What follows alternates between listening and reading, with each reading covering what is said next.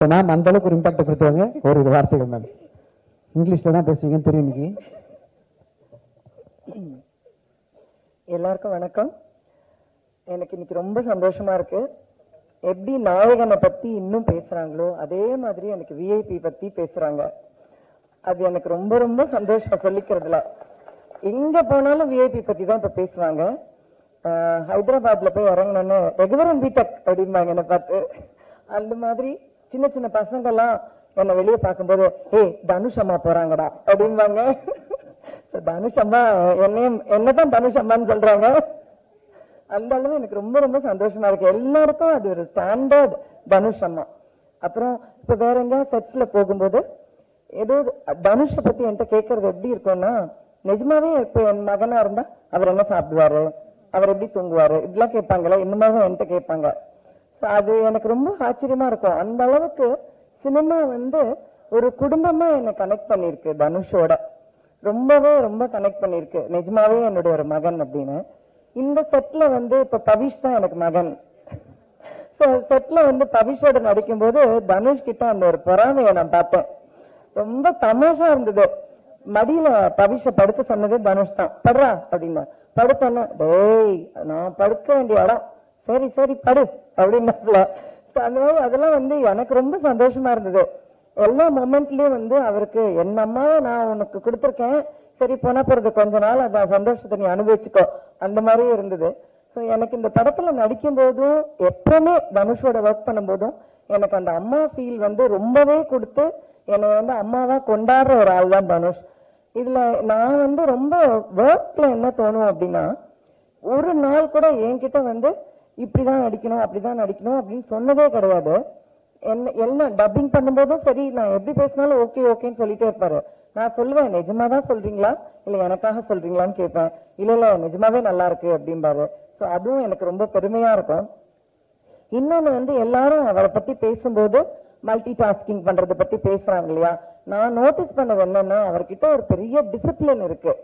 அதாவது இந்த காலத்துல அது எத்தனை பேருக்கு இருக்கு அப்படின்னு எனக்கு தெரியல. பயங்கர டிசிப்ளின் இருக்கு. இத்தனை மணினா அத்தனை மணிதான், அந்த மணிக்கு கரெக்டா வரணும், இத்தனை மணிக்குள்ள இதை முடிக்கணும்னா அத்தனை மணிக்குள்ள முடிக்கணும், ஒரு ஆர்டிஸ்ட் இத்தனை மணிக்கு அனுப்பணும்னா அத்தனை மணிக்கு அனுப்பணும். இதெல்லாம் எல்லாரும் நினைக்கிறது இல்ல. ஆனா அது தனுஷ் நினைக்கிறாரு. ஒரு லொகேஷனுக்கு ஒருத்தர் கிட்ட நான் உங்களுக்கு 3 hours கொடுங்க அப்படின்னு கேட்கிறாருன்னா கண்டிப்பா 3 hours அனுப்புறாரு. இது ரொம்ப ரொம்ப ஆச்சரியம். அந்த மாதிரி அந்த ஒர்க் பேப்பர் பிளான் பண்றது, எப்படி வேலை செய்யறது. ஒரு டப்பிங்கெல்லாம் தனுஷ் வரணும்னு அவசியமே இல்லை. ஆக்சுவலி நிறைய டைரக்டர்ஸ் வர்றதே இல்லை டப்பிங்க்கு. ஆனா இது வரைக்கும் அந்த டப்பிங்க்கு கூட வருவார். சின்ன ஆர்டிஸ்ட் பேசுறத கூட அவர் நின்று பார்த்து எப்படி பேசுறதுன்னு கரெக்ட் பண்ணுவார். அதுதான் அந்த டெடிகேஷன். ஸோ அந்த மாதிரி ரொம்ப டெடிகேட்டடா ரொம்ப ஹார்ட் ஒர்க் பண்றதுனாலதான் ஜெயிக்கிறாரே தவிர, நிறைய பேருக்கு அவர் ஜெயிக்கிறத நினைக்கும் போது அவருக்கு என்னன்ற என்கிட்டே கேட்டிருக்காங்க, அவருக்கு என்ன, ஆனா அவருக்கு ரொம்ப கஷ்டப்படுறாரு. அதான் உண்மை. ரொம்ப கஷ்டப்படுறனாலதான் இப்படி ஜெயிக்கிறாரு அப்படிங்கறத நான் கண் கூட பார்த்திருக்கேன். ரொம்ப கடினமான உழைப்பு, ரொம்ப சின்சியர், ரொம்ப ஹார்ட் ஒர்க்.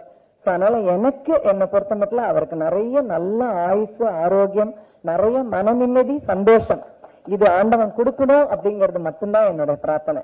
மற்றதெல்லாம் அவர் வேலை செய்யறதுல அவருக்கு தானா கிடைச்சிரும். இந்த படத்துல நான் பவிஷ பத்தி முதல்ல சொல்லணும்.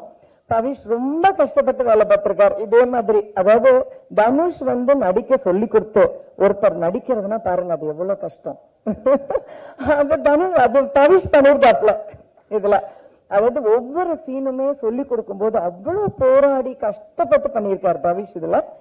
அதுக்கான வெற்றி கடவுள் அவருக்கு கண்டிப்பா கொடுக்கணும். ஏன்னா அதை நான் கண் கூட பார்ப்பேன். பார்க்கும்போது அங்க நான் சொல்லுவேன், நிறைய தடவை எங்களுக்குள்ள சண்டையெல்லாம் வரும். அப்ப தனுஷ் திட்டுவாரு பவிஷ. நான் தான் சப்போர்ட்டுக்கு நிப்பேன். அந்த டிப்பிக்கல் மாம் ரோல் தான். நீங்க பேசாதீங்க அப்படின்னு என்ன பிடிச்சி தள்ளி வச்சுருவாரு.